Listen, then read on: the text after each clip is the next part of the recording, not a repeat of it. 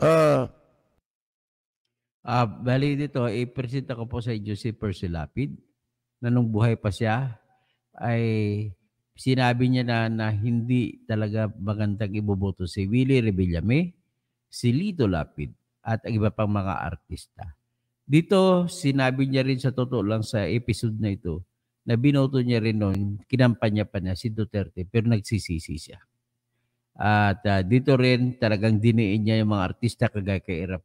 Sinira ni Erap ang mga lahi ng artista. Hindi pala sila maasahan. At dito mo makikita, mga kaibigan, simple lang po ang aking ibig sabihin nito.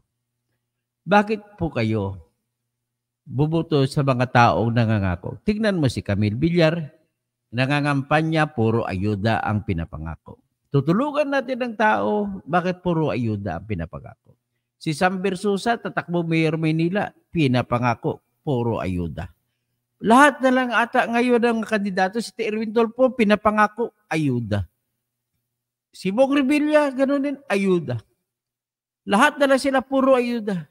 Gano'n na lang ang tingin nila, mahal nila mahirap. Pero ayaw naman nila maging mahirap.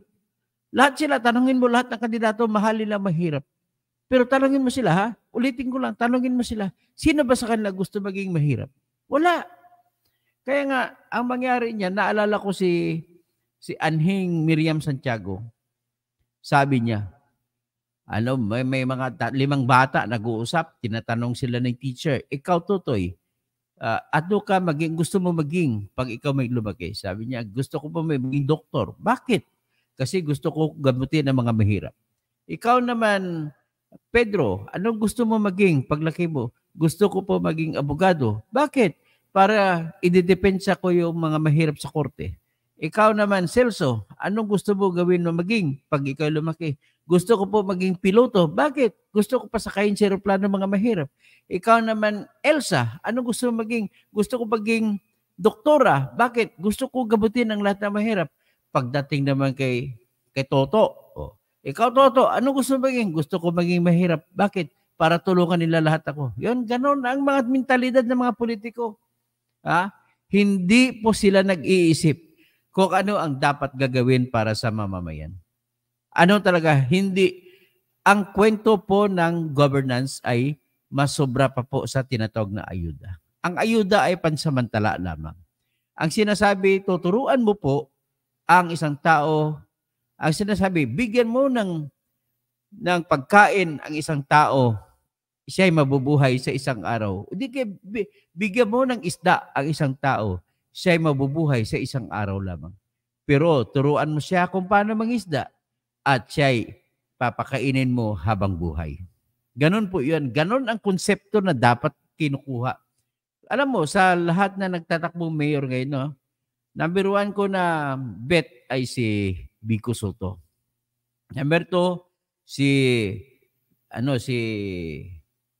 General Magalong doon sa Baguio. Gusto ko nga mahiram sila para ilagay sa aming bayan . Number 3 ko na bet, sa totoo lang si Leni Robredo, tatakbo po siya sa Naga City. Number 4 ko na bet ay, sa totoo lang si Isko Moreno kasi magaling siya na naging mayor siya. At nakikita ko yung gusto ko ang ginagawa niya na nagpapatayo siya ng mga condominium, binondominium para sa mga mahirap. Nakapunta po kasi ako sa Hong Kong at nakita ko po yung lahat ng mga mahihirap nila na strata na buhay ay lahat po may tirahan. Lahat po nakatira, mayroon silang tenement na 14 stories. Lahat po nakatira doon. Pati mga matanda nila lahat.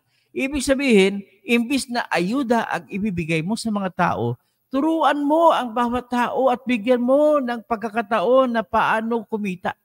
Bigyan nyo sila, ayusin yung mga business permits nila, huwag nyo silang hulihin sa kanto at itatapon yung mga kanito nila at saka kanilang mga paninda. Tutulungan mo sila, isaayos mo sila. Kaya gusto ko yung ginawa ni Isko sa tutulong doon. Nilipat yung mga ibang nagtitinda doon at lumuwag ang Divisoria. Nilipat yung iba yung sa ibang lugar. Siyempre, hahabulin din niya ng mga tao yung mga vendor na yan. Sa totoo lang sa ikutin mo ng buong Maynila, pinakamura pa rin po yung mga tinda ng gulay, tinda na kung ano diyan sa Divisoria. Mas mura pa diyan kumpara mo sa Balintawak o sa saang mga market. Ganun lang kasimple. So, ibig sabihin, ang konsepto sana ng mga politiko, pag tumakbo sila, mag-isip sila kung ano ang proyekto, ano mga programa ang gagawin nila para maangat ang buhay ng tao. Hindi yung magbibigay kayo ng ayuda. Ha? Ito naman, yung mga congressman naman, nung isang araw, nandun sila sa Cavite, sa General Trias. Pumunta din sa ibang lugar sa Cavite. Kasama si Bong Revilla, kasama si Erwin Tolpo, kasama si Camille Villar, kasama yung mga congressman doon. Anong ginawa nila? Namimigay sila ng tag-3 at tag-5,000. Gaganon pa nga si Romualdez, parang adik. Kung sino ito makasigaw, mabibigyan ng 5,000. Nagtatanong ako. Tanungin mo si Atty. Libayan, tsaka si Atty. Claire Castro. Tama ba yan?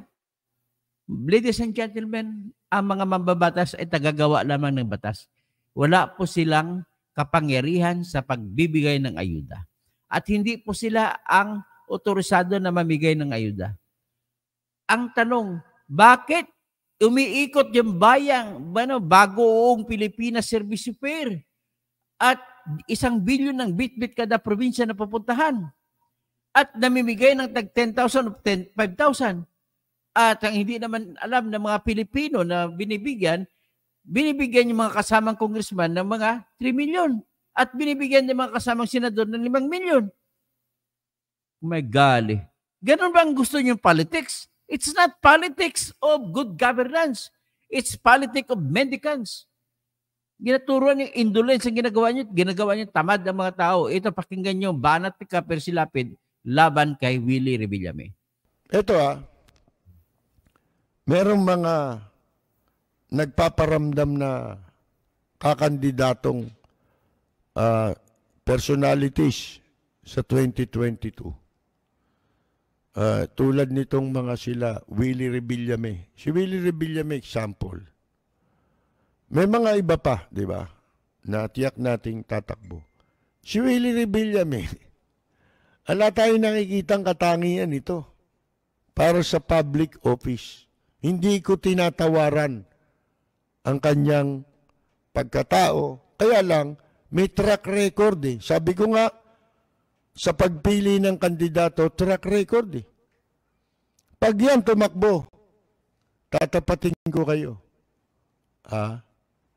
Kahit magalit pa si Willie Revillame. Masama motibo niyan.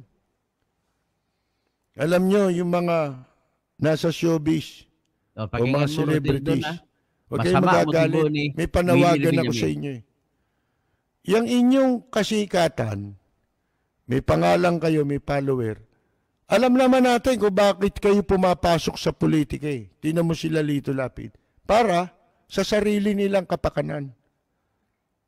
Diba? Para sa sarili nilang interes. Wala naman silang naipaglingkod sa taong bayan eh. Yung taong bayan ang naglingkod sa kanila. Baliktad ang nangyari. Maging sa hindi showbiz personalities. Kila Pacquiao, naglingkod na ba si Pacquiao? Ano na ipaglingkod? Yung taong bayan ang naglingkod sa kanila, yung gobyerno. Pinaglingkuran sila. Di ba? Ang mga kumakandidato kumukuha ng pwesto para magsilbi sa gobyerno at sa mamamayan. Yan mga personalities na yan. Bakit kung matitino yan, yung sinasabing walang hiya lahat yan. Bakit hindi nyo gamitin yung inyong kasikatan para sa interes ng mamamayan at ng publiko? Para magkaroon kayo ng mabuting track record. And in the future, kung gusto ninyong kumandidato, pwede na. Kasi ipakita nyo muna ang kakayahan ninyo. Paano mo ipapakita yan? Gamitin ninyo ang boses ninyo.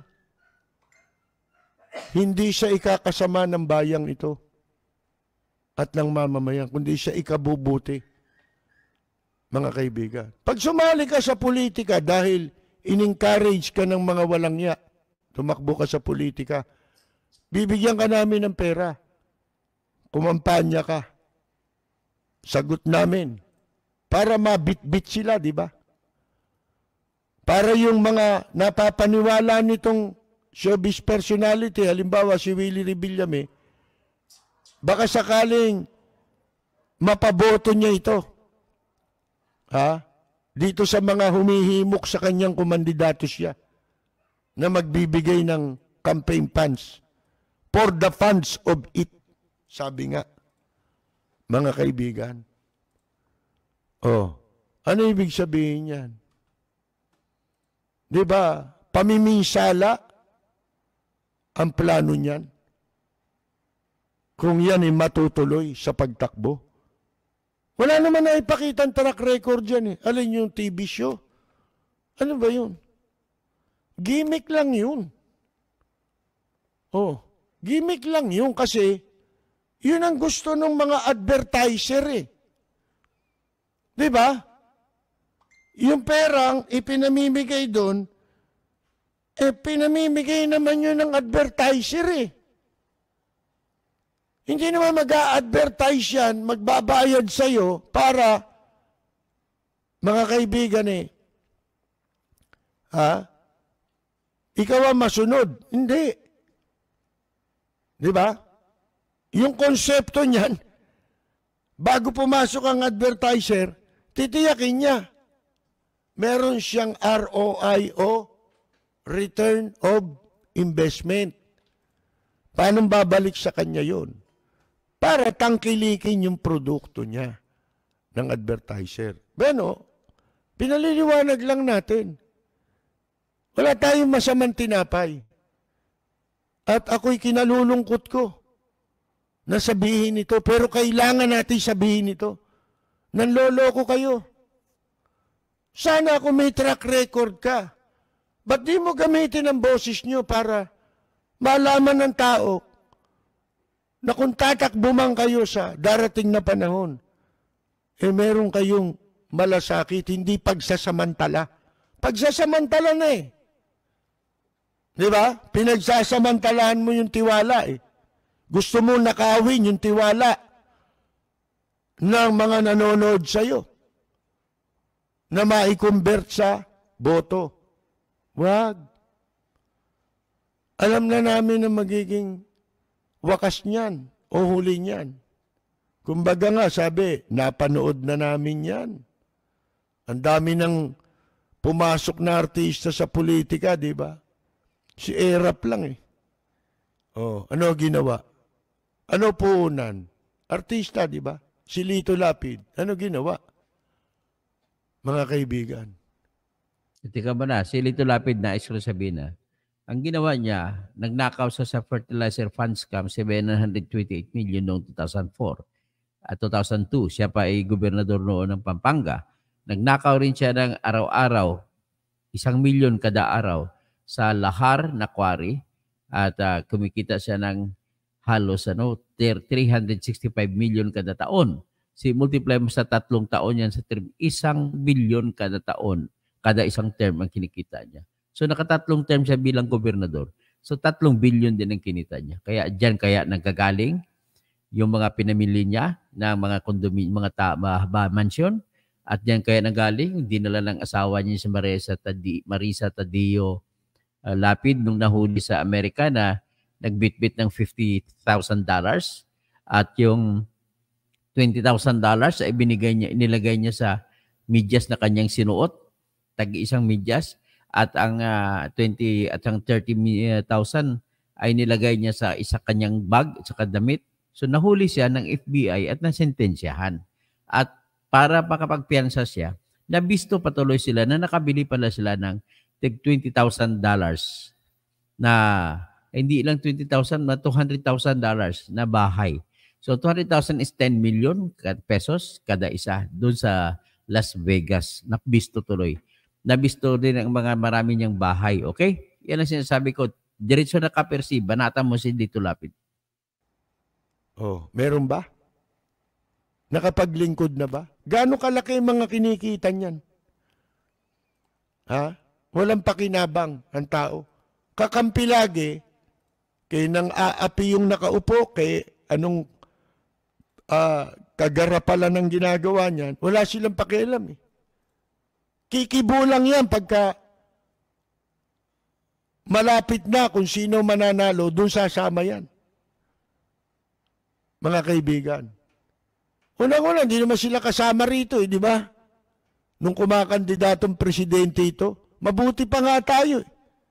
Dito pala, ikinikwento ni Kaper Silapid, nung kumakandidato si Duterte, ay hindi yan sila doon ni Lito Lapid. Pero nung nanalo si Duterte, na binuto pa namin ni Per Silapid, ay naging Duterte na rin sila ni Lito Lapid. Kaya nga nanalo siya pagka-senador nung nakarang 2019 na halalan dahil doon. Siyempre, binakapan sila ni Duterte. Di ba? Naloko tayo nito eh, ng paniwala eh. Kinampanya ko pa. Ha? Oh, ibinoto ko pa. Mga kaibigan. Kaya kong patunayan ang boto ko. Mga gago kayo. Ha? Kung sino... Sinasabi ni Rodel Don, pag sinisiraan daw si Willie Rebillame, mananalo daw. I don't think so, Rodel Don. Gago ka na talaga pag nagbubuto ka pa sa ganong klaseng tao. Wala namang alam yan eh. Ang alam yan, mamimigay lang ayuda.